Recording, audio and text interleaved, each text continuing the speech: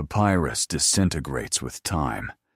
It doesn't matter how carefully you store it, how many layers of linen protect it, how much darkness preserves it.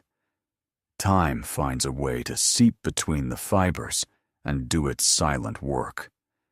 But there is something about certain texts that endures in a way that matter cannot fully explain. It is not the ink. It is not the support. It is something else. It is as if the words themselves refuse to disappear because they still have something to say, because they are still waiting for someone to read them in the correct order, from beginning to end, without skipping, without just looking for favorite verses, without opening the book to the middle as if it were a dictionary. One consults when a specific question arises. I did it. I read the entire Bible, in order, from the first verse of Genesis to the last verse of Revelation. Not in parts, not in 3-verse-a-day devotionals for years. I read it like you read a story, because that's precisely what it is. A story. The longest, densest, strangest, and most coherent story that humanity has ever produced. And what I found at the end wasn't what I expected to find. What I found was a thread, a single thread running through the 66 books, the thousands of years of narrated history, the dozens of authors, the different literary genres, the cultures and languages, and the vastly different contexts. A thread that no one had pointed out to me before. Or perhaps it had been pointed out to me, but I hadn't had ears to hear it because I had never seen the whole picture, only loose scraps that someone else had chosen to show me. Let yourself consider this for a moment. Most people who call themselves believers, who love the Word, who study it with genuine fervor, have never read the Bible straight through, from beginning to end. This isn't a criticism. It's simply a description of reality. The Bible most of us know is a fragmented Bible. We know it from isolated verses we memorized in childhood, from passages the pastor read on Sunday, from stories told to us without the surrounding context, from books someone told us were difficult to understand, or not for us at this stage of faith. The result of this fragmentation is that we live with an incomplete picture of what the Word actually says. And an incomplete picture can be just as distorting as a wrong picture, sometimes even more so, because it gives us the illusion that we already know. What I want to share with you today isn't a summary of the Bible. I'm not going to try to condense into a few minutes what took millennia to write. What I want to share is what I saw when I was finally able to see the entire text at once, when the whole picture was laid out before me, without anyone having cropped it before showing it to me. Because when that happens, when you read Genesis knowing there's Revelation at the end, and you read Revelation remembering there's Genesis at the beginning, something becomes visible that was previously invisible. The thread becomes visible, and that thread has a name. Though it takes time to recognize it, because it appears under many different names throughout the story. It appears as a promise made in a garden. It appears as a lamb sacrificed in the desert. It appears as the pillar of fire that guides a people in darkness.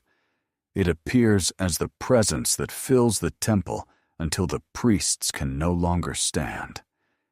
It appears as the voice of the prophets, who speak of something that has not yet happened, but who speak of it with the same certainty as one speaks of something that has already occurred. And finally, in the last chapters of the last book, that thread reaches its destination. And then, if you have read everything from the beginning, you understand that you were not reading a collection of religious texts. You were reading a single story with a single narrative arc and a single resolution. Let me take you from the beginning, not from verse 1 of chapter 1, because you already know that. Let me take you from what that verse establishes, something almost no one notices the first time they read it. In the beginning, God created the heavens and the earth. That phrase, in the original Hebrew, has a structure that translators rarely fully capture.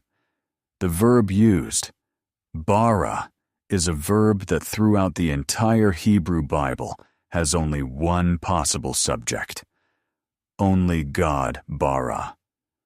Only God creates from nothing. Human beings fabricate, build, shape, but not bara.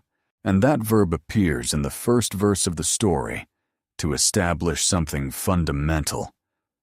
What is about to happen is not the result of blind forces, nor a cosmic accident, nor a battle between gods, as the cultures neighboring Israel imagined creation. What is about to happen is a deliberate act of will by a being who already existed before anything he is creating existed. That changes everything, because if there is will at the beginning, there is purpose, and if there is a purpose at the beginning, there is a destination. And if there is a destination, there is a thread that connects the first moment with the last. Genesis establishes something else that hurried readers often miss. It establishes that creation is good. 7 times, with a repetition that carries almost liturgical weight in Hebrew narrative, the text states that what God created was good. And at the end of the 6th day, it says it was very good. The world that emerges from that creation is not a tragic world, not a world where suffering is inherent in the design, not a world where darkness and light are equal forces eternally balancing each other.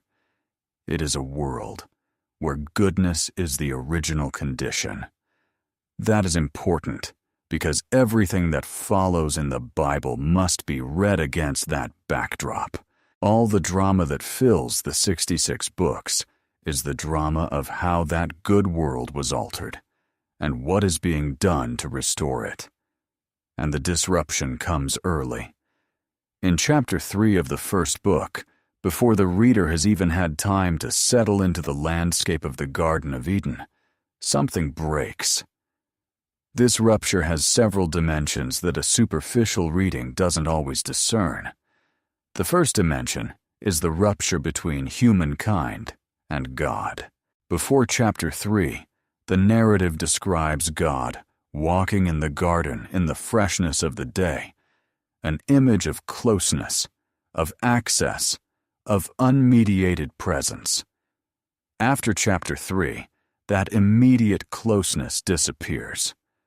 Not forever, but certainly in the form it once existed. The second dimension is the rupture between humankind and itself. The text says that before the rupture, they were naked and felt no shame. After the rupture, shame appears.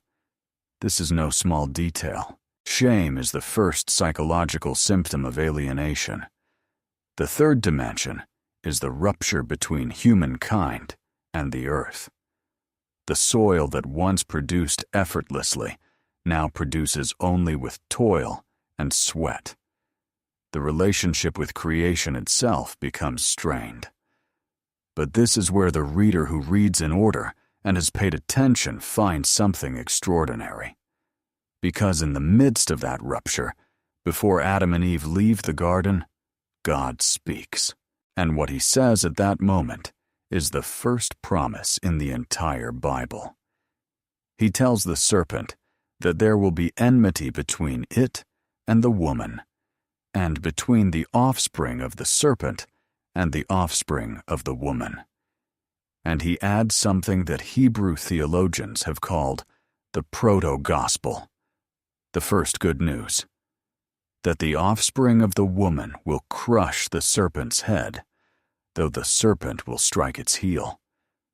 That promise is there in chapter 3 of Genesis, and if you read the Bible straight through, if you reach the end without losing that thread, you will see that Revelation describes the fulfillment of that promise with a level of detail that would make anyone who stopped to really think about it tremble. The thread is there from the beginning, and what the rest of the Bible does is develop that thread, pass it through different hands, different historical moments, different cultures, until it reaches the moment when it can be fulfilled in the way that Genesis anticipated without explaining how. Let's move on, because there's something about the narrative structure of Genesis that's often overlooked when discussing this book. Genesis isn't just the book of origins, it's the book of covenants, and covenants are the very architecture upon which the entire Bible is built. A covenant in the ancient world wasn't simply a contract, it was a life-altering bond. It was a promise that committed the very existence of the one making it.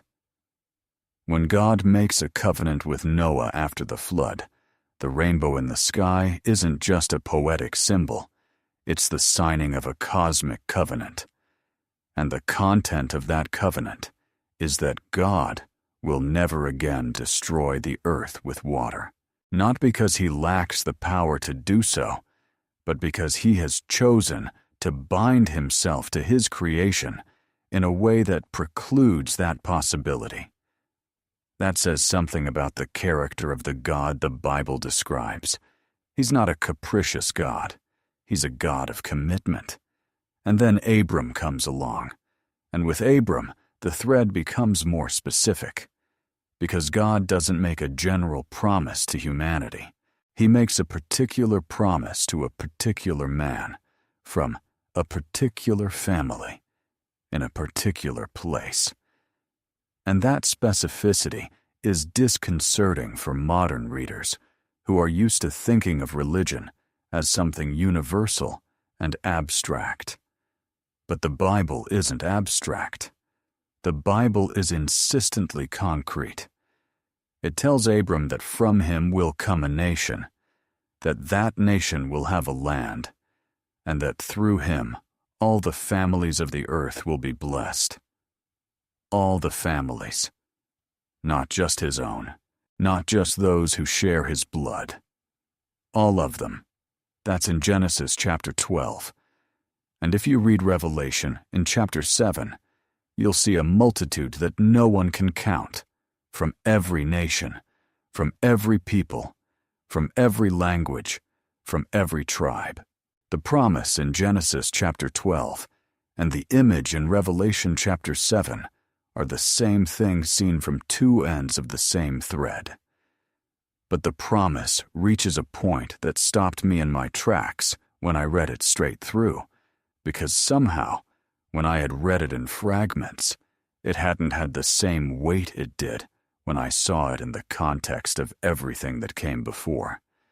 It's the moment when God asks Abraham to sacrifice his son Isaac, and Abraham obeys. He walks toward Mount Moriah. He carries the wood and the fire.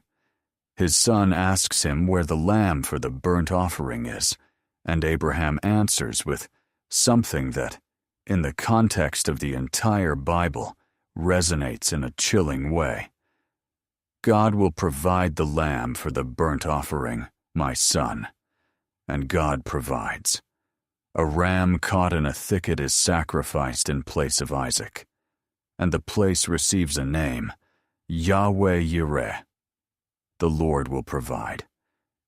Here, I want you to notice something important. Mount Moriah, where Isaac was about to be sacrificed, is the same place where, centuries later, Solomon would build the temple. And it is the same place where, centuries after that, a lamb would be sacrificed, in a way Abraham couldn't clearly imagine, but which his response to Isaac was already foreshadowing. The thread runs through that mountain. It runs through that moment, and when you read it in order, When you have Genesis in mind as you read the Gospels, John the Baptist's declaration upon seeing Jesus takes on a different dimension. John says, "Behold, the Lamb of God, who takes away the sin of the world." That is not just a pious metaphor. That is the fulfillment of a narrative that began in a garden, passed through a mountain, traversed centuries of ritual sacrifices in the temple, and reached its point of resolution on another mountain, also outside Jerusalem, also with a figure carrying his own wood. The correspondence is too precise to be merely decorative. It's not that the New Testament authors were using the Old Testament as a repertoire of useful imagery to make their message more impactful. It's that they were describing something the Old Testament had been pointing to from the beginning, and they knew it because they, too, had read the entire text, because they, too, were heirs to that tradition, because they, too, knew the thread. Let's keep going, because there's much more. The Exodus is the second act of the story, and here, too, there's something that a fragmented reading doesn't always reveal clearly. The Exodus is the story of how God liberates a people who were enslaved. Any believer who has spent a Sunday in church knows that. But what a complete reading reveals is the structure of the Exodus as a pattern, like a template that will be repeated throughout the entire Bible with variations, with increasing depth, until it is fulfilled in a way that transcends any political or geographical liberation. The pattern is this: a people is in slavery. That slavery isn't just physical. It's a slavery that affects their identity, their memory, their sense of belonging. God hears their cry, not as someone who listens condescendingly from afar, but as the text explicitly states, as someone who remembers his covenant. The word remember in biblical Hebrew isn't a passive act of memory. It's an active act that triggers consequences. When God remembers in the Bible, something happens. And what happens is liberation. But liberation isn't just leaving Egypt. Liberation includes receiving an identity, a law, a presence, a purpose. The people don't leave Egypt to wander aimlessly. They leave Egypt to arrive at something, to become something, to be the people through whom the thread that began in Genesis will continue its journey toward Revelation. And at the heart of Exodus is something the reader who reads it straight through cannot miss: the Passover lamb. On the night of the 10th plague, the night the angel of death roams Egypt, the only protection for the Israelite families is the blood of a lamb, without blemish, painted on their doorposts. The angel passes over the houses marked with that blood. He does not enter. He does not destroy. The blood of the lamb without blemish is what separates life from death that night, and that ritual becomes Passover, the most important festival in the Hebrew calendar, the one celebrated for centuries, the one Jesus is celebrating with his disciples the night before his death, the one Paul mentions when he says that Christ, our Passover lamb, was sacrificed for us. The thread runs through the blood on the doorposts, and 15 centuries of history separate that blood from the blood that was shed on a cross outside Jerusalem. But the thread is not broken. The thread is continuous. There's something about the book of Leviticus that I want to mention because it's probably the book most often read in fragments and most often abandoned during continuous reading. Leviticus is the book of the priesthood, the sacrificial system, and the temple liturgy. It's a book that many believers consider difficult, dry, and full of regulations that seem irrelevant to contemporary life. But when you read it in order, when you come to it after Exodus, and read it knowing that the thread you're following is moving forward, Leviticus is transformed. Because Leviticus is the manual for the system that was designed to keep the channel open between God and His people as the thread reached its final destination. Every sacrifice in Leviticus is a declaration. Sin has consequences, life is sacred. Blood is the price of restoration. And all of it points forward. The book of Hebrews in the New Testament is essentially a commentary on Leviticus that says, everything Leviticus described in shadows and figures, here is its reality. Here is what it was all pointing to. Consider this. When the priests in the Levitical system sacrificed an animal, they entered the holy place with the blood to make atonement, but then they left. They always left. The work was never finished. Every day, every week, every year, the cycle repeated itself because the system of animal sacrifices was, by its very nature, incomplete. It was a constant reminder that the ultimate solution had not yet arrived. It was like taking medicine that relieves the symptoms but doesn't cure the disease. And the book of Hebrews states this with a striking clarity when you read it after having read all of Leviticus. It is impossible for the blood of bulls and goats to take away sins. The system always knew it was temporary. The thread always knew it was on its way to something more. Let us turn to the prophets, for it is in the prophets that the thread becomes most visible and, at the same time, most perplexing. Biblical prophets are figures whom popular tradition has sometimes reduced to predictors of the future, as if they were soothsayers with divine credentials. But this reduction misses the most important point. The prophets in the biblical tradition are, first and foremost, interpreters of the present in light of the covenant.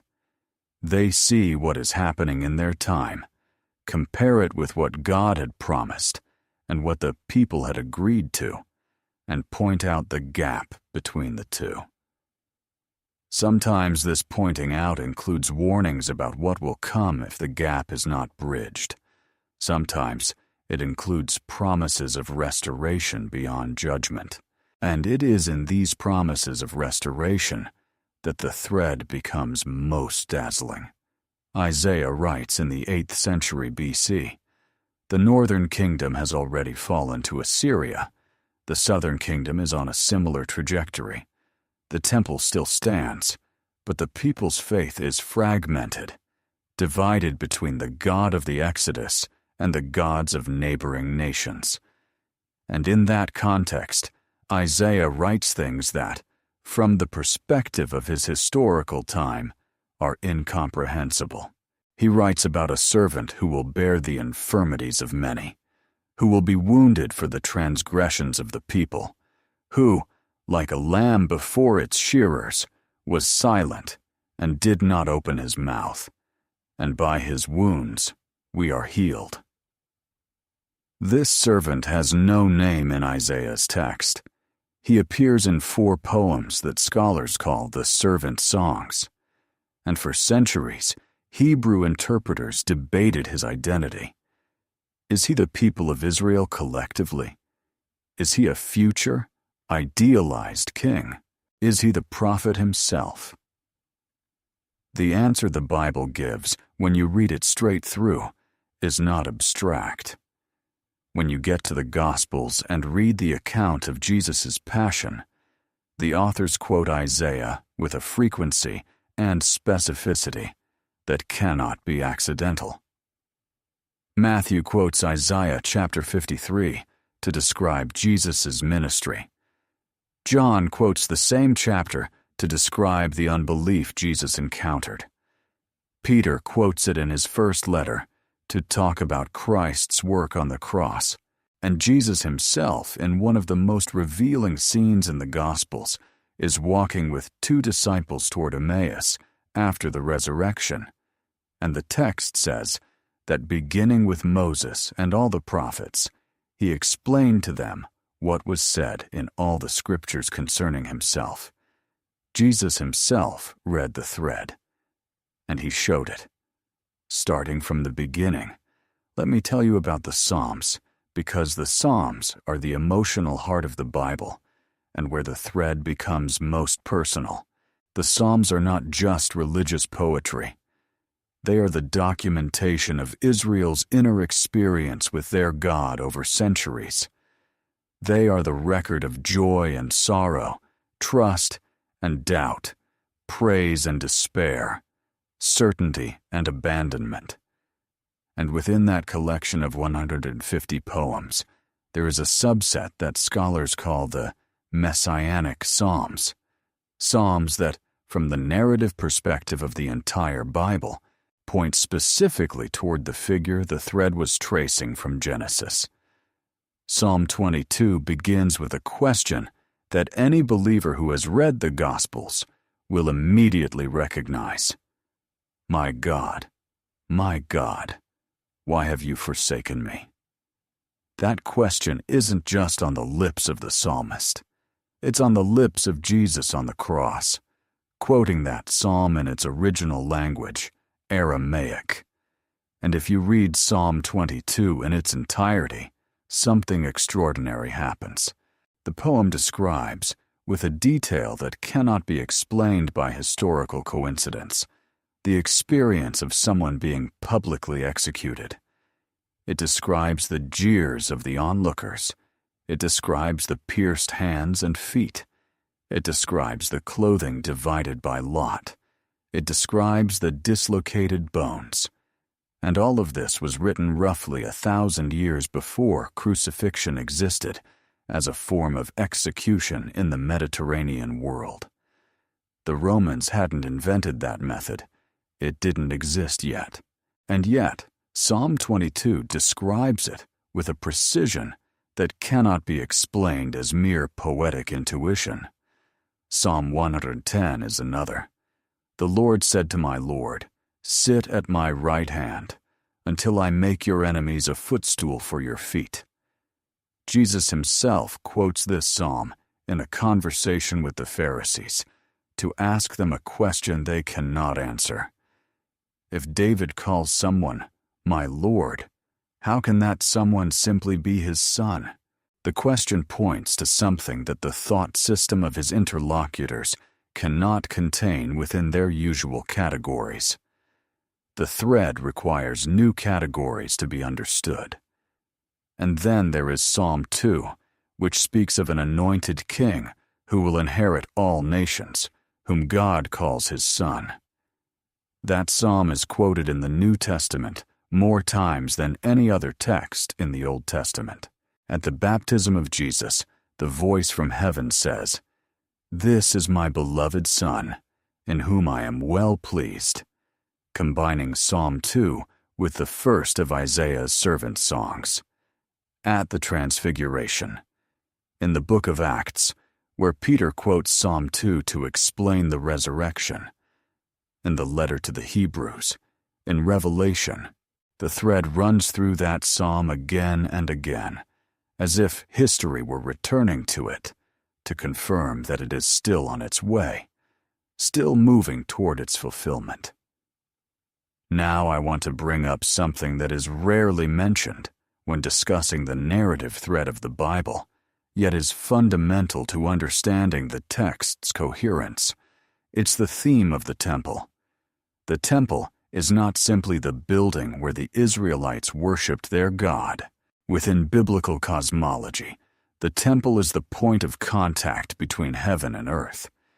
It is the place where God's presence is manifested in a particular way, not because God is absent from the rest of the universe, but because the temple is the designated point of convergence, the place where the invisible becomes visible, where the Creator and the creature meet under the same roof, so to speak.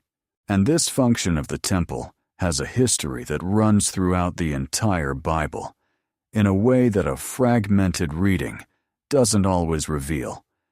The first temple is the Garden of Eden, not in the institutional sense, but in the functional sense. The Garden of Eden is the place where God and humankind coexist without mediation. It is the original point of contact between heaven and earth.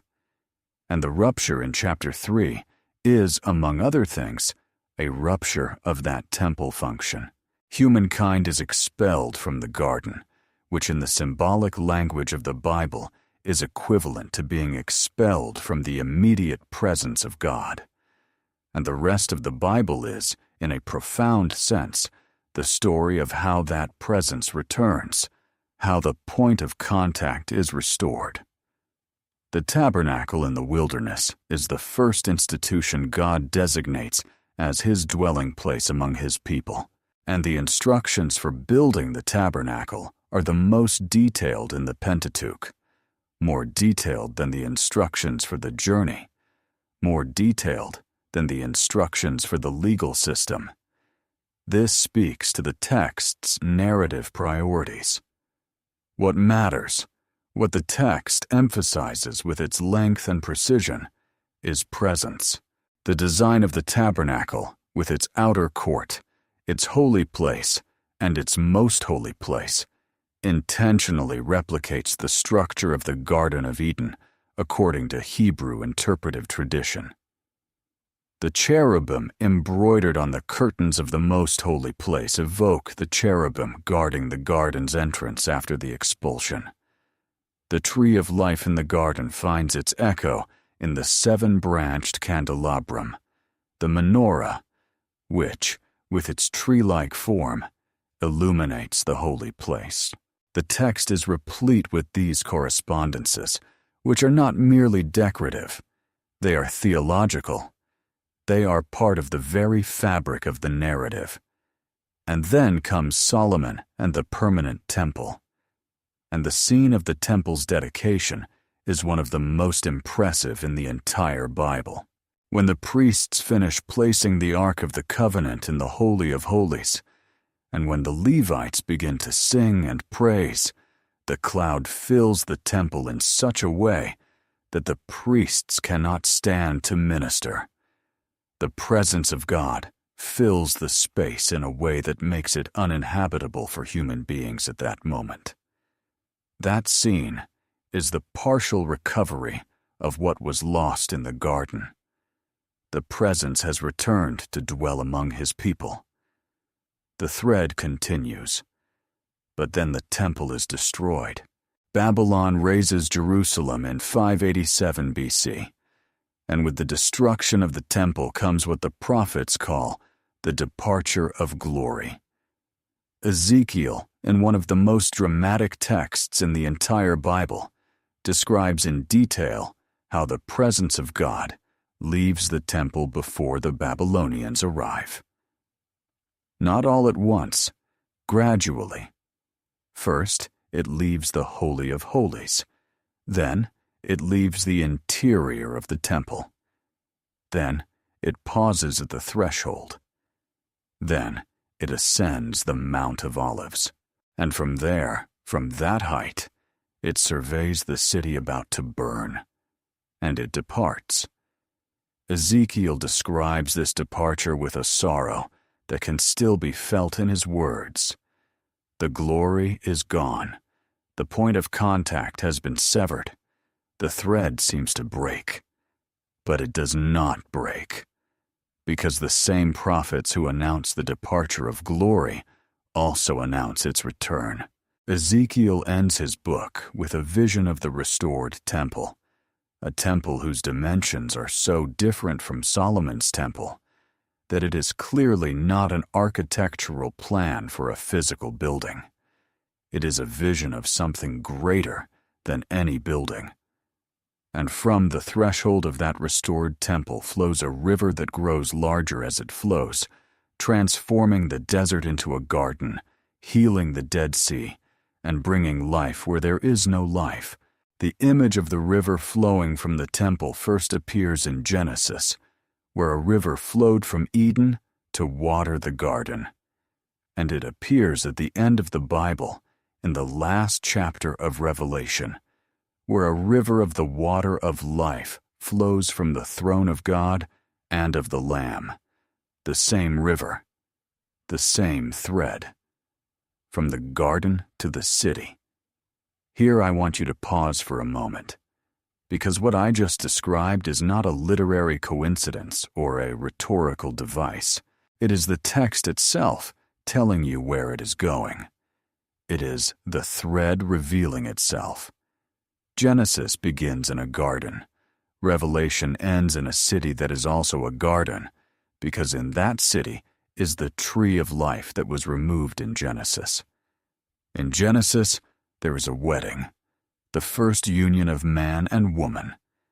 In Revelation, there is a wedding, the wedding of the Lamb with his people. In Genesis, the serpent deceives humanity and is told that there will be an offspring of the woman who will crush its head. In Revelation, that serpent, explicitly called the dragon, the ancient serpent, is finally defeated. In Genesis, the curse enters the world. In Revelation, the text explicitly states that there will be no more curse. In Genesis, God walks in the garden in the freshness of the day.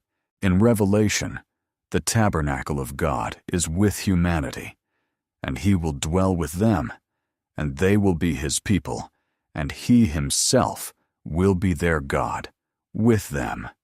The presence that was lost in chapter 3 of the first book is restored in chapter 21 of the last book. This is too precise to be accidental, and what that precision does is reveal to you that the Bible is not an anthology. It is a work. It has a primary author behind the many human authors who put the words on papyrus and parchment. And that primary author had the end in mind from the beginning, and the beginning from the end, and every point along the way as part of a design that no human editorial committee could have coordinated over 1,500 years of writing, in 3 languages, on 3 continents, under radically different historical circumstances. There's something more the thread reveals when you read it in its entirety, and that's the character of the God the Bible describes. One of the most frequent misunderstandings about the Bible is that it portrays 2 different gods. The God of the Old Testament, stern, wrathful, and punishing, and the God of the New Testament, loving, merciful, and forgiving. This interpretation results from not reading the entire text, from reading only selected fragments from each part, and from constructing a composite portrait from chosen pieces. When you read the text straight through, when you have the Old Testament in mind while reading the New, what you see is the same God acting consistently throughout the entire story being told. The God of the Exodus, who pours out plagues upon Egypt, is the same God who, before each plague, gives Pharaoh the opportunity to change course. The God who commands the conquest of Canaan is the same God who, as the book of Genesis foretold, had waited 400 years to execute that judgment because the wickedness of the Amorites had not yet reached its peak. The God who permits the exile of Israel in Babylon is the same God who, through Jeremiah, writes letters to the exiled people, telling them to seek the well-being of the city where they are and to pray for it, and that he has plans of prosperity, not calamity, to give them a future and hope. The God who in Psalm 137 weeps with his people by the rivers of Babylon is the same God who in the Gospel of John weeps at the tomb of Lazarus. They are not 2 gods. It is one God who reveals himself with ever-increasing depth as history unfolds. And in this process of progressive revelation, Jesus is the point of ultimate clarity. The book of Hebrews states it in a way that leaves no room for doubt. God, after speaking long ago to the fathers in the prophets, in many portions and in many ways, in these last days has spoken to us in His Son. The thread of revelation was always moving toward that moment. And at that moment, in the life and words of Jesus of Nazareth, the image of God that the Bible had been building since Genesis reaches its fullest expression. Jesus says, "He who has seen me has seen the Father." Not as a statement of abstract, metaphysical identity, but as a statement about the character of God. If you want to know what God is like, look at how Jesus treats people, how He sits down to eat with the outcast, how He touches those whom the law declared untouchable, how He weeps with those who weep, how He is indignant with those who use religion as an instrument of power, how He forgives before He is asked, how He dies so that the rupture of Genesis chapter 3 can begin to be repaired. Here, I want you to notice something that I find to be one of the most exciting details in the entire continuous reading of the Bible. In Genesis chapter 3, after the tearing of the earth, the text says that God made garments of skin and clothed them. It's a verse you can get over in 2 seconds. But when you stop, when you read it with the full context of what comes before and what comes after, that verse says something powerful. For God to make garments of skin, something had to die. Something had to lose its life so that humankind could be covered, so that their nakedness and shame could be addressed. That is the first death in the Bible, and it is a death that covers. And that pattern, that logic, that something dies so that humankind can be covered and restored, that pattern runs throughout the entire Bible from that verse to the cross. The Passover lamb dies, and its blood covers. The animals in Leviticus die, and their blood atones. Isaiah's servant is wounded for our transgressions, and by his wounds we are healed. And at the end of the thread, on the mountain that the Hebrews call Golgotha and the Latins Calvary, the thread reaches its point of maximum tension and its final resolution. But even that isn't the end, because if the Bible ended with the crucifixion, it would be a tragic story. And the Bible isn't a tragic story. It's a story of restoration. And that's why the resurrection isn't an optional addendum to the central message. The resurrection is the confirmation that the thread reached its destination, that death wasn't the end, that the rupture in Genesis doesn't have the final word. Paul says it with an intensity that can only be understood if you've read everything that came before. If Christ has not been raised, your faith is futile. It's not optional. It's not a doctrinal detail that you can agree or disagree with. It's the point where the thread ties up, where the promise in Genesis chapter 3 about the woman's offspring crushing the serpent's head is fulfilled in the only way it could be fulfilled. And then the thread continues, because the book of Revelation, which many believers avoid because they consider it incomprehensible or terrifying, is actually the final chapter of the story that began in Genesis. It is the book where everything that remained unresolved finds its resolution. The 7 letters at the beginning of Revelation speak to 7 historical churches of the 1st century with their very specific and very human problems. The abandonment of first love, the tolerance of immorality, lukewarmness, the fear of persecution.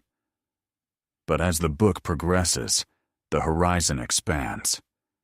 What began as correspondence to 7 specific communities becomes a cosmic vision of the destiny of all history.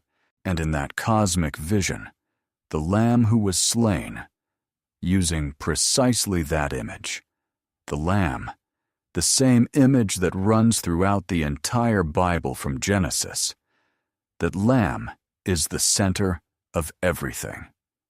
He is on the throne. He is worshipped by beings that human imagination can scarcely contain. And his story, the thread he represents, turns out to be the oldest story in the universe, even predating creation, because the Apocalypse speaks of the Lamb slain from the foundation of the world. Before the story began, before the garden, before Genesis, the thread was already there. Imagine what it means to read that ending after having read the beginning. Imagine having in your memory the garden and the serpent, and the promise and the lamb and the mountain, and the blood on the doorposts, and the prophets, and the psalms, and the temple, and the glory that departed, and the glory that returned in the flesh, and walked among us, and wept, and died, and rose again. Imagine having all of that in your mind when you come to chapter 21 of Revelation and read, "Then I saw a new heaven and a new earth, for the first heaven and the first earth had passed away, and the sea was no more. And I saw the holy city, the new Jerusalem, coming down out of heaven from God, prepared as a bride adorned for her husband. And I heard a loud voice from the throne saying, 'Behold, the dwelling place of God is with man. He will dwell with them, and they will be his people, and God himself will be with them as their God.'" That's not the end of a doctrine. That's the end of a story, and the end of that story says that the beginning with the garden, the presence, the goodness of creation, and the unashamed union, that beginning wasn't destroyed forever. It was interrupted, and the interruption lasted as long as it needed to for the thread to reach where it needed to reach. And when it reaches, when it truly reaches, what is restored isn't simply what was there before. What is restored is something more.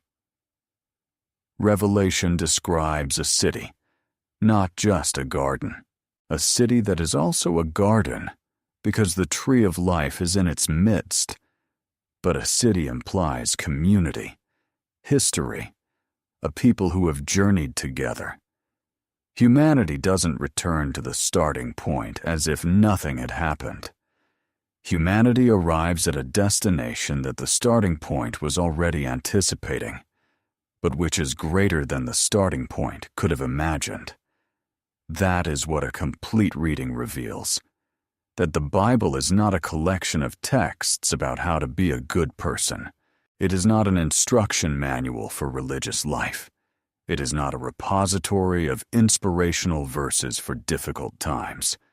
It is the narrative of the most important story that has happened, is happening, and will happen. It is the story of how the universe was created with purpose, how that purpose was resisted and twisted, how the author of that purpose decided to enter history to restore it from within, and how that restoration will reach its consummation in an end that is also a new beginning, in which death will be no more, nor will there be any more crying or pain, because the former things have passed away. I don't know where you are on that thread today. I don't know if you're at the beginning, if the Bible is an unknown book to you, one you've never had the time or motivation to read straight through. I don't know if you're in the middle, if you know parts of it well, but have never had the experience of seeing it as a single story. I don't know if you're closer to the end, if you've been with it for years, and yet something this conversation has reignited is still there. But I do know that what the Bible offers when read in its entirety, in order, from beginning to end, is not simply more information about a religious text. It's the encounter with a coherence that transcends what any group of human minds could have deliberately produced. It's the encounter with a thread as thick as all of human history, and as delicate as a promise whispered in a garden on the afternoon when everything seemed to be lost forever. Read the book, the whole book, from the beginning, because the thread is there, waiting for you. And when you find it, when you truly find it, nothing about the way you read those pages will ever be the same.